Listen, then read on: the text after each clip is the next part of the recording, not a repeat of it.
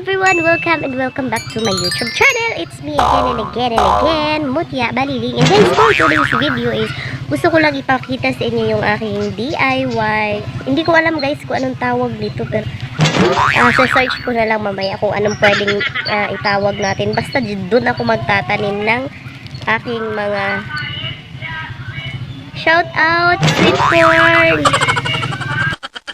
There's nothing you can say. I'm over you anyway. We are done.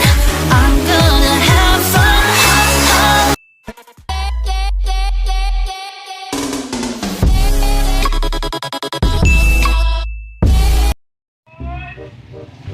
May nagbibenta ng mais sweet corn doon banda.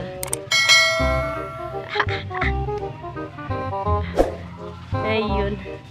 Yun na nga guys, ang daming entertainment na nagaganap. So ayun na nga guys, meron ako ditong buto ng kangkong, Chinese kangkong. And this one is dalawang pack ng ampalaya. So ayan, tatlong buto lang every pack. So and this is carrots.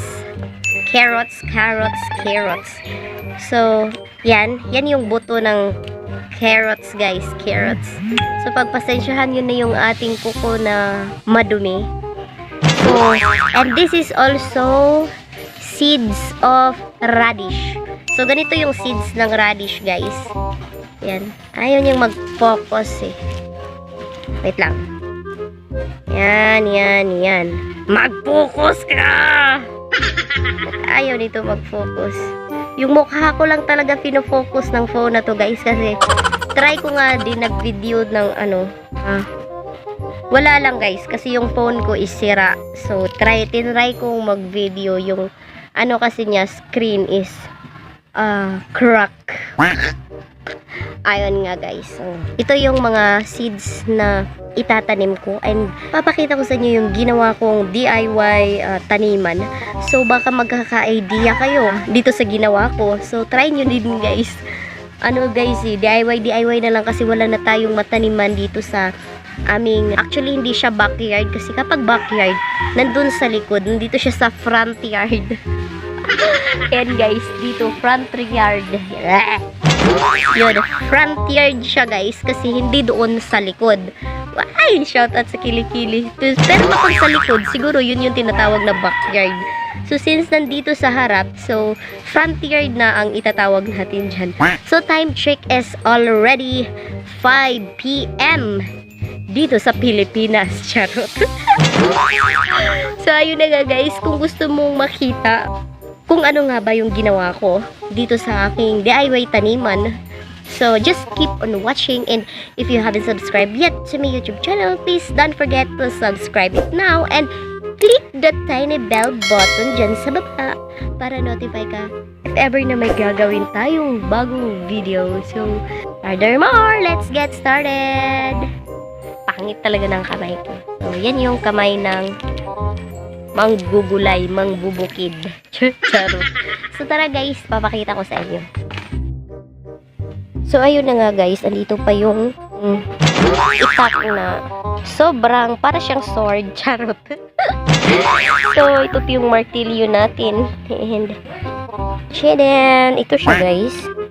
So try ko lang ipakita sa inyo guys, baka magkaka-idea kayo kung kayo ay nag-garden inyong bahay. So ayan siya guys, likod. So may sako siya dito. Ouch. Sako, tapos ayan yung likod niya. So actually, ginawa ko yan in 1 hour only. Charot! Ayan. So may dito na. May lupa na siya guys dito. Nilagyan ko na siya ng lupa, and also this one, bagaso. Iwan ko kung anong tawag nito sa Tagalog, o Tagalog na ba yung bagaso. Ayan siya guys. So may lupa na siya. So dito ko itatanim tong aking kangkong, mahiwagang kangkong ng bayan. So ayan. So dito, ganyan lang siya guys. So ayan, yung haligi niya, ano ba tawag sa haligi? Ewan ko guys, basta yun na yun. So ito lang siya kalaki. At I think mga 1.5 na dangkal. Yun. So, ayan na. So, samahan nyo ako guys. Itatanim natin yung ating kangkong dito na side. Siya. So, ayun. Let's start. Asan na yung grouping? So, ayan guys. Super organic yung beauty natin ngayon. Walang halong kaek-ekan at saka yung tinatawag nilang makeup. So, ito yung buto guys ng... So, mahirap din guys, no? Kapag nagtatanim tapos nagme-makeup ka. So, ano nang kalabasan dun? Ay na. Gugupitin natin. Charot. So, kangkong nga pala to guys. It's a Chinese kangkong. Kangkong. Galing to sa kangkongan. Actually, nabili namin to guys sa halagang 10 pesos each. Sa isang ganto, 10 pesos siya. Ito. So, 20 pesos tong dalawa. Also, this one. Ampalaya, so 20 pesos tong dalawa. Radish and carrots, tig 10 pesos. So, 60 pesos yung nabayad namin dito guys. Ewan ko kung hindi ba siya mahal, hindi ba kami napamahal dito. Actually, sa Bangkirohan Public Market namin to nabili. Hindi pala ako bumili guys. Kasi hindi ako nakakalabas ng bahay.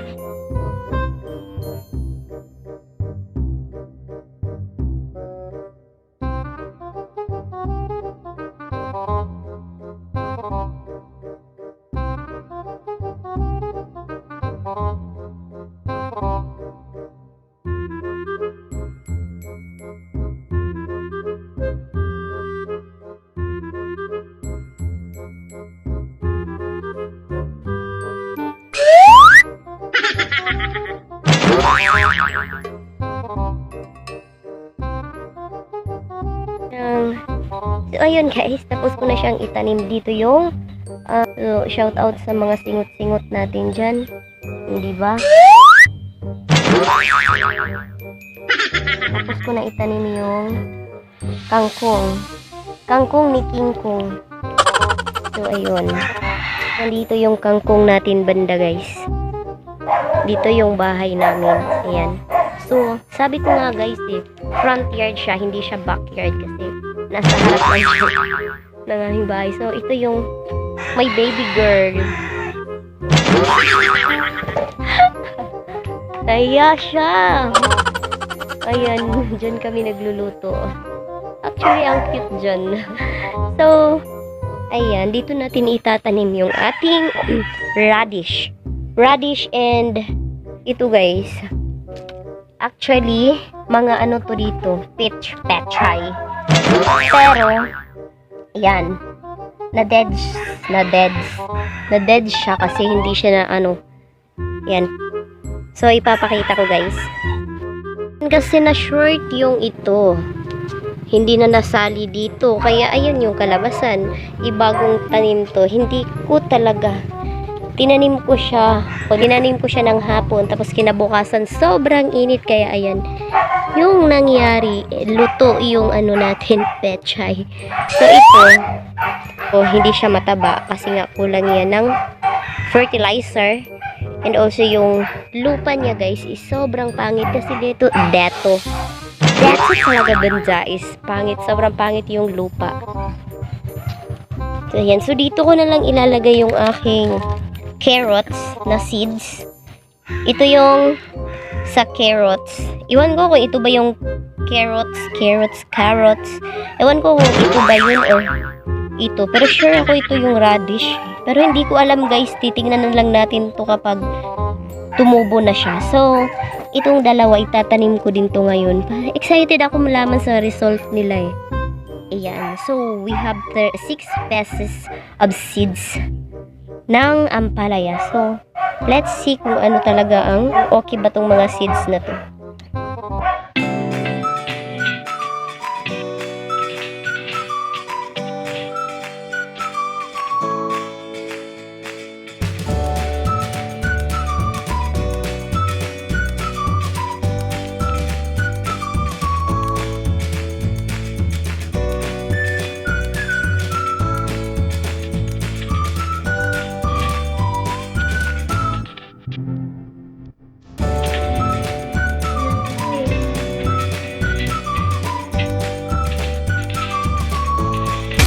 So, ayan. Dito ko na lang siya guys tinanim. La la la la, tumubo kayo. Huwa-huwa. Ling-ling-ling. Bigyan niyo kami ng maraming ani. Ito pala dito.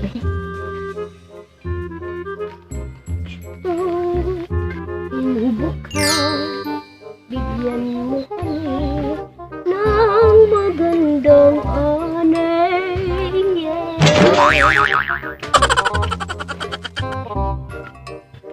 Actually, doon hindi ko na siya lalagyan ng water kasi nilagyan ko na siya kanina bago ko pa itanim yung yung ating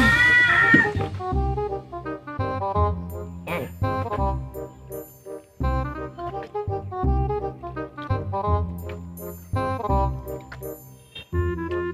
So, ayun na nga guys, tapos na nating itanim yung ating radish, carrots, and also tawag nun, makakalimutan ko talaga siya, besh. Kangkong. So, ayun, yung kangkong ni Maria. So, tapos ko na siyang itanim. Yung ating ampalaya is bukas ko na lang siguro siya itatanim, guys. Kasi hahanapan ko muna kung saan siya bagay ilagay. Kasi, dapat sa may initan siya dapat ilagay. Kasi kapag, ito kasi yung place ko namin, guys. Tingnan nyo ha. So, ayan, ipapakita ko. Tingnan nyo kasi sa ibabaw, guys. Ayan. Ang kasi niya, guys, parang hindi siya papasok yung init dito, banda. Kapag dyan ko ilalagay, baka hindi siya hindi siya magsasucess, hindi siya magbubunga. Kasi yung mga bell pepper ko doon na side, ay hindi siya masyadong mabunga. So, ayun, yung aking cucumber this side, guys. So, hindi nyo makita, diba? Kasi nga, malayo kayo. Malayo pala tayo, guys. So, ayan. Nagbablurred siya, guys. So, marami siyang bulaklak. Ito yung cucumber ko, guys. Yan. Marami na siyang bulaklak. Nakikita nyo yan, guys, in my previous videos. Andun siya, pero maliit pa siya nun. So, malaki na siya ngayon. Charot lang. So, ayan. So, ayun guys. Yung mga bell pepper ko dun at saka, hindi talaga, ang pangit talaga eh. So, ayun, time check is already 5:31 PM. So, yung Junanax ko dun guys, na-stress na siya sa apoy kasi ayaw niya So, ayun na nga guys, sarap lang sa pakiramdam na may mga tanim tayo sa ating bahay, and kapag gusto natin kumuha ng kakainin natin is nandito lang sa ating kapaligiran. So, diba, it's very organic and walang halong kimikal. Kaya nga guys, ang sarap lang sa pakiramdam na habang nandito tayo sa ating pamamahay, wala tayong ginagawa. So, it's better na gagawa na lang tayo ng magtanim-tanim tayo para din naman sa atin guys. So, ang sarap lang sa pakiramdam na kapag kailangan mo, inakukuha mo dyan sa paligid mo. So, diba? So, ayun, dito ko natatapusin tong video na to guys. Medyo napahaba na ako. So, that's all for today's video. So, thank you so much for watching. Please don't forget to subscribe to my YouTube channel if you haven't subscribed yet. So, subscribe ka na. And sana watch mo tong video na to. Thank you so much for watching and hope you guys to gives me may lamok. Oosh. Ayan. Patay ka tuloy. Karni-karni ka ha. Ginamos ragani ko. Kau karni-karni ka. Unsa day ka? So, ayun na nga guys. Maraming salamat sa panonood. And click the subscribe button. And please don't forget to give me a like. And thank you so much for watching. Don't forget to wear your smile every day. Love you all. Bye-bye.